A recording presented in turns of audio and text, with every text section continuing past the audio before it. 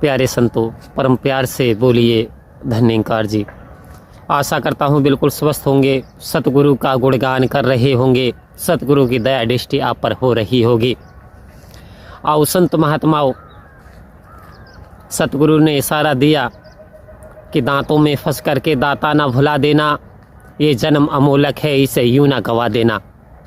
जन्म अमोलक है, ऐसे ही ना गवा देना है, इसकी कुछ कीमत जान भी लेनी है। तो आओ संत महात्माओं, सतगुरु ने इसकी कीमत डाल दी। जब सतगुरु ने अपनी निगाहे करम इस जीव पे डाल दिए, अभी तक तो ये समझा था, आओ संत महात्माओं, कि मैं एक शरीर मात्र हूँ और मेरा कोई वजूद है ही नहीं। अभी तक यही समझता था मैं शरीर हूँ और मेरा कोई वजूद नहीं है। लेकिन जैसे ही विस्तार असीम की ओर सतगुरु ने किया, क्या हमारा भी विस्तार हो चुका है? आओ संत महात्माओं, सतगुरु ने तो विस्तार कर दिया। किस समय कर दिया? कई साल पहले हमारा विस्तार हो चुका है। यानी हमारा जो मूल रूप था, मूल जो था वो परमात्मा, उसकी ओर इस आत्मा का रुझान कर दिया और उसको ये जानकारी दे दी कि तू ये विस्तार है, तू ये अनंत है, तू नाम मात्र का जीव नहीं है, तू तो ब्रह्म स्वरूप है। तो आओ संत महात्माओं, ये ब्रह्म स्वरूप सतगुरु की कृपा से, सतगुरु ने दिव्य ज्ञान की जो हमें बख्शिश की है, तो वास्तव में हमें हर हाल में सतगुरु का एहसान मानना है। आओ संत महात्माओं, क्योंकि जैसे कहते हैं कि समय होता है, अभी कुछ समय पहले जो ग्रीष्म ऋतु थी, ऋतु बदल गई, मौसम बदल गया, समय बदल जाता है, दिन होता है फिर रात हो जाती है। ठीक इसी प्रकार से इंसान के जीवन में दुख और सुख का ये जो चक्र है, ये हमेशा चलता रहता है और ये चलायमान प्रकृति है। तो ऐसे ही इंसान का जीवन निकल जाता है। आओ संत महात्माओं, संत महात्मा कहते हैं कि उमरिया बिता दे राम नहीं जाने, और राम नहीं जाना तो कुछ भी नहीं जाना। कह रहे यदि मानुष का जन्म लेकर वृथा ना गवा देना, ये जन्म अमूलक है, इसे यूं ना मिटा देना। आओ संत महात्माओं, यदि मनुष्य का जन्म मिला जिसे देवता भी तरसते हैं और ये बार बार नहीं मिलता, हिंदू मैथोलॉजी के अनुसार चलें तो 83,99,999 योनियाँ ये जीव भोगता है, कितनी यातनाएं सहता है। और यहाँ तक कि बता दिया कि एक बार जन्म लेता है तो 10,000 बिच्छू मिलकर के डंक मारते हैं। इतनी तकलीफ़ जन्म देने में उस माँ को होती है, इतनी ही तकलीफ़ इस बच्चे को जन्म लेने में होती है जो कि जीव जन्म लेता है। तो कल्पना कीजिए कितनी तकलीफ़ों से ये जीव होकर के गुजरा।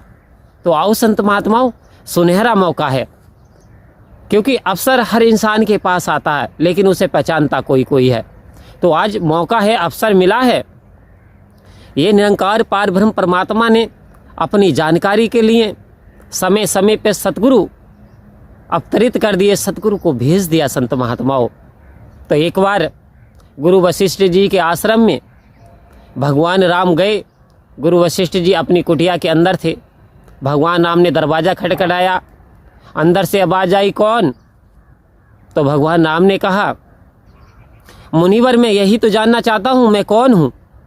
आओ संत महात्माओं, समय का अवतारी, समय के अवतारी यानी महापुरुष स्वयं भगवान ये कह रहा है कि मैं कौन हूँ। यानी सभी ने सतगुरु की रीत निभाने के लिए समय का सतगुरु अपने जीवन में जरूर अपनाया। अब जैसे ही समय का सतगुरु जीवन में अपनाया, तो आओ संत महात्माओं, क्योंकि निरंकार स्वयं सतगुरु है और सतगुरु स्वयं निरंकार है।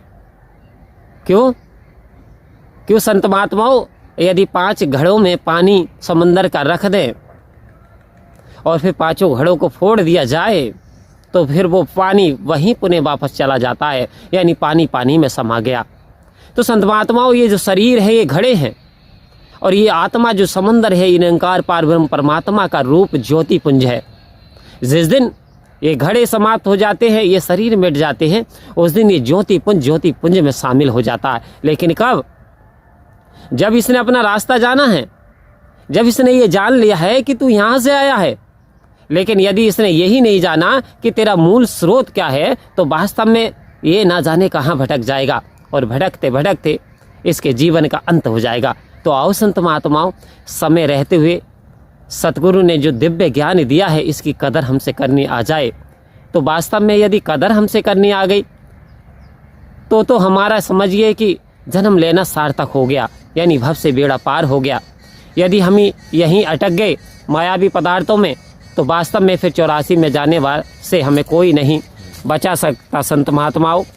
सो हमें इस जीवन की कीमत जानते हुए, ब्रह्म ज्ञान की ताकत को समझते हुए सतगुरु के चरणों में यही अरदास विनती प्रार्थना कि सतगुरु हमको तुम्हारी मेहरबानी चाहिए, खुश रहे हरदम वही तो जिंदगानी चाहिए, तेरे चमन की हर कली ए मेरे दाता मुस्कुरानी चाहिए, मुस्कुरानी चाहिए।